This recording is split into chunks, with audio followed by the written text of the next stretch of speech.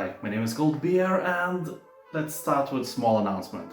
So around a week ago I moved from Lithuania to Italy, to live forever, and I made post about that in my social of YouTube, and many people were concerned that, I don't have anything.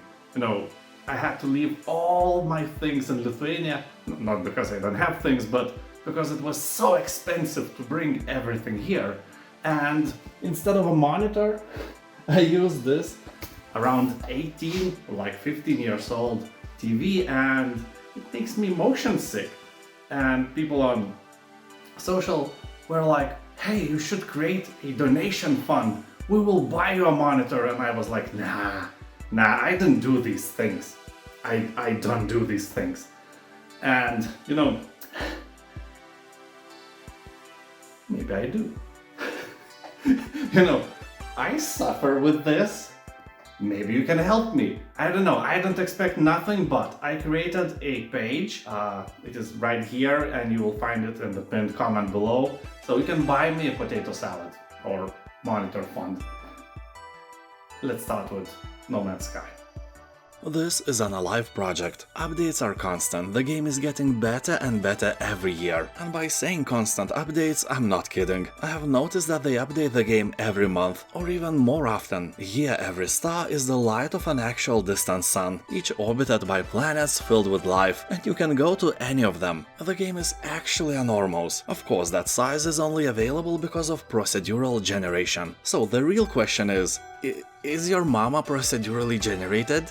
Oh, come on, how dare you? I'm sorry, no I'm not. So here you fly from deep space to planetary surfaces without loading screens. In this infinite universe you will discover places and creatures that no other players have seen before, and perhaps never will again. So it is tailored for those who want to go where no human boldly went before, or for those who want to find the best place in the galaxy, which is called Beristan. Everyone knows that. Also keep in mind that every other player lives in the same galaxy and you can choose to share your discoveries with them on a map. That is cool. Tempest Rising.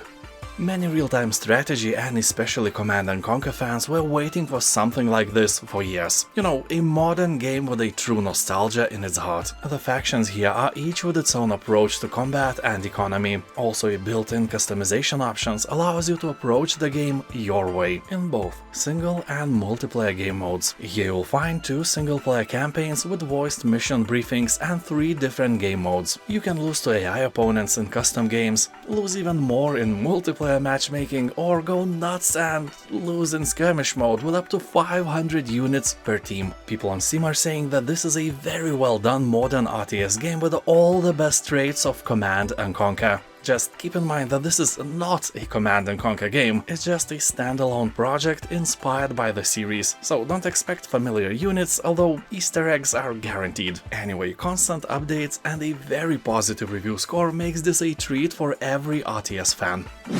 Card Shark. Something really refreshing this time. Card Shark is an adventure game full of cunning, intrigue, and delectable deceit. You will enter a world where you will need to play your opponents better than you play your cards. For example, when I play cards, I often cheat. For me, not winning is not an option, that's why I never play cards with strangers. I avoid getting shot, but in this game everything is way more serious. You will have to cheat your way to the top of 18th century French society. Master deceptions using card marking, false shuffles, deck switching, false deals, and more. Use your ill-gotten gains to buy your way into the closed world of high stakes, or even to a table of a king himself. And yeah, please don't get caught while cheating a king.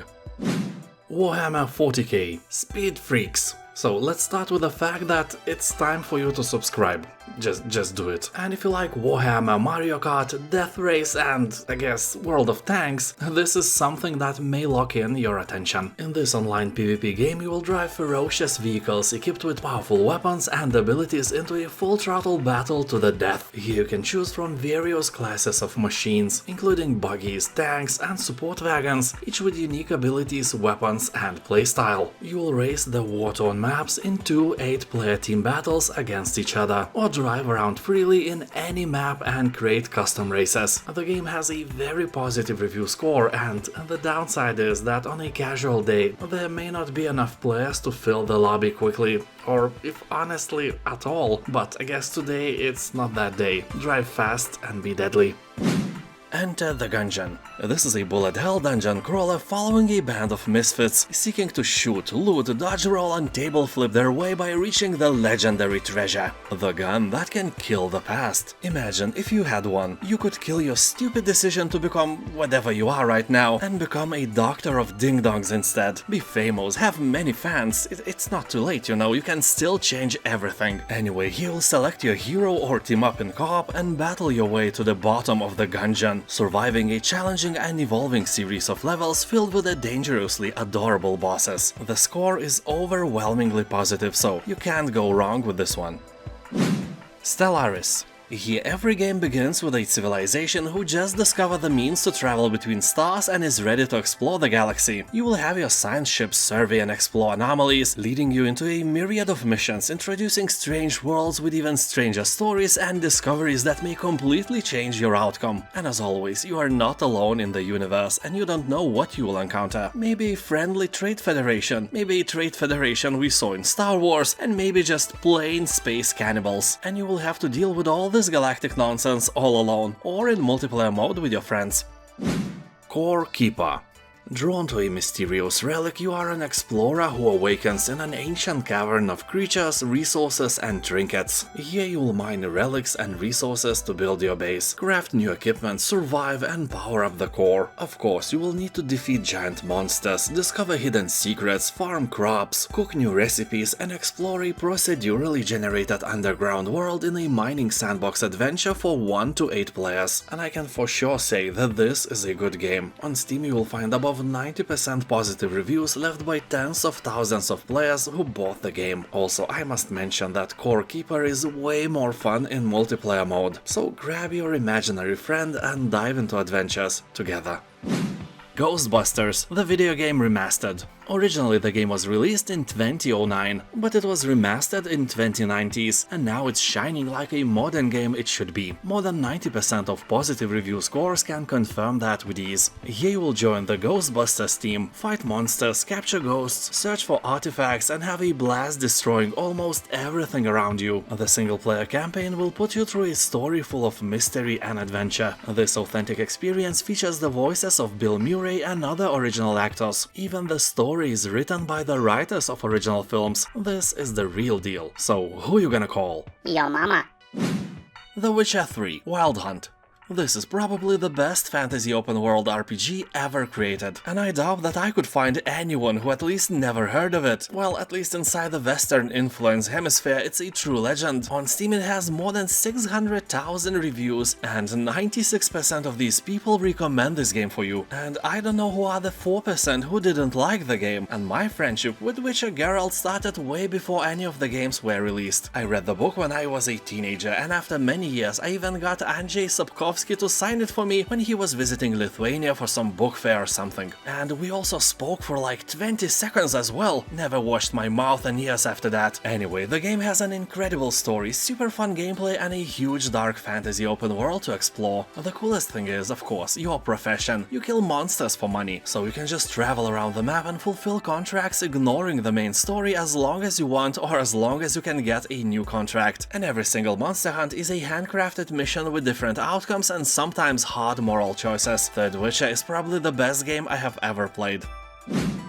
Sable. Here you'll embark on a unique and unforgettable journey and guide Sable through her gliding, which is a rite of passage that will take you across vast deserts and mesmerizing landscapes capped with the remains of spaceships and ancient wonders. You'll explore the dunes on your hoverbike, scale monumental ruins and encounter other nomads as you unearth mysteries long forgotten and discover what you're hiding behind your mask. The game is single player only and you can already see that it is a work of art. There is a lot in this world just waiting to be discovered and explored.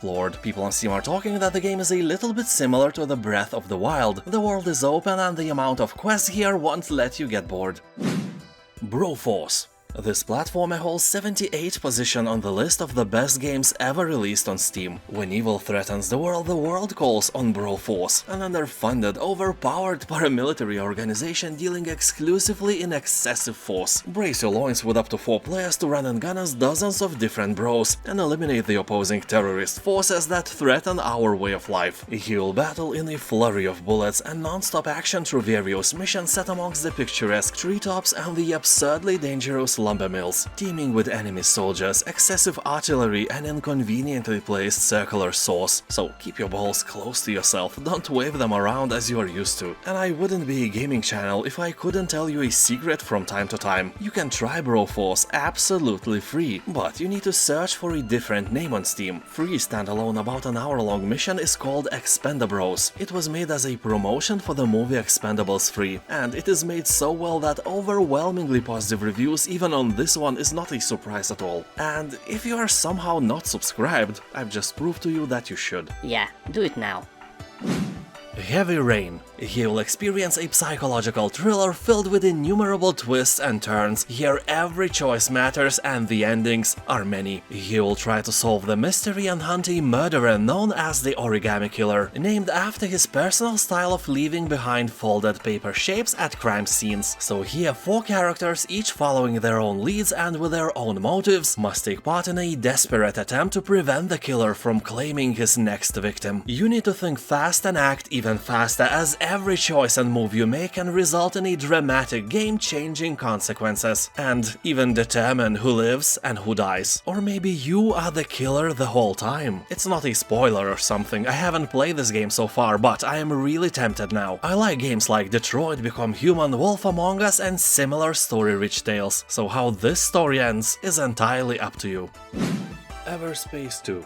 This is a fast-paced, single-player space shooter. You'll explore a world ravaged by war. A massive handcrafted area is packed with secrets, puzzles, and perils to encounter. Also, the game is looter-shooter, so every enemy you slay will give you something nice. Here you are a clone pilot seeking your place in the universe. The events of your past tangles with clashing factions as the world around approaches a boiling point. You will have to escape colonial capture, navigate the intrigues of local warlords, evade energy-maddened cultists and fend off war-hungry aliens. Yeah, those bastards want to rule the part of the galaxy you live in. So you will discover alien species, unveil mysteries, find hidden treasures and defend your cargo against outlaw gangs. The campaign spans for 30 hours, a very nice amount for a single-player game. But this is just a tip of a dick. Completionists can dive deep into the EVERSPACE universe and spend more than 90 hours to complete every side mission, finish every challenge and discover every hidden secret. So if you really like the game, it will give you more challenges as well. People who play the game are agreeing on one thing. This game has no BS, it actually feels like video game where you have to control a spaceship and shoot things down. Also it has RPG elements and great customization options. Moncage. This is a wonderful puzzle adventure game. It takes place inside a mysterious cube, with each side of the cube housing a unique world. It can be an old factory, a light tower, an amusement park, church, ding-dong enlargement clinic, and so on. Well, maybe not all of those are here, but you get the point. At first sight they may seem random and unrelated, but upon closer look you will become surprised by the intricate ways of how these worlds connect together. People are saying that the game is relaxing, calming, and sometimes brain-melting. Friends vs. Friends. Despite the childish looks, the game offers immensely fun gameplay. Friends vs. Friends is an online PvP shooter that combines combat and deck building. Honestly, really unique and fun combination. It's like you and your mother-in-law, or cucumbers with honey. Sounds weird, but it's really delicious. So here you'll have to choose your character, customize your card-based loadout, and get ready for the fights of your life. Or more like for the fights of your death, because the game is filled with great players and with balding dudes still living in their parents' basement. Never underestimate their power. Here you can play 1 vs 1 or 2 vs 2. Gain levels, get new cards, improve the ones you already have, and get to know an array of eclectic characters with their own unique passive skills. People are saying that this is a great fast-paced game, but it will infuriate you way more than you expect. Untitled Goose Game. Ever wanted to be an evil goose? No? Well, you should, because you can be a menace to society not only being human that you are. Here you'll make your way around town, setting up ranks, stealing hats, honking a lot, and generally ruining everyone's day. This is a nice and funny puzzle game. And also, if you ever feel alone, you can play co-op with your mother-in-law, and that's how there will be 2 evil geese. The more the merrier, right? If you love making people suffer, this game is definitely for you. Foundation. This is a gridless medieval city-building game with a focus on organic development, monument construction, and resource management. As a newly appointed ruler of the land, still untouched and full of potential, you are given the opportunity to create a prosperous medieval settlement as you envision it. You will be managing your resources and growing population while being challenged by narrative events, quests, and missions from all across the kingdom. From very modest beginnings, build starting workplaces, extract and store resources, establish trade routes, erect majestic monuments, and a sprawling city may emerge in your newfound lands. But let's be honest, you'll probably fail and instead you'll create the ultimate world of doom, suffering, and despair. Those tiny artificial humans have no idea what grim fate awaits them with you behind the steering wheel of the kingdom. 2-Point Hospital. Here you will build and decorate a hospital, cure patients with utterly bizarre illnesses, train your staff and upgrade machines to create the most effective facility possible. Game is humorous. Here you will find various funny diseases you can cure, like turtlehead, premature mummification, emperor complex, or monobrow for example. Yes, that is serious. Also be sure that those illnesses are funny only to us, definitely not for our patients. You wouldn't want a penisitis on your face or assicles all over your body, I'm pretty sure of that. Have a nice death.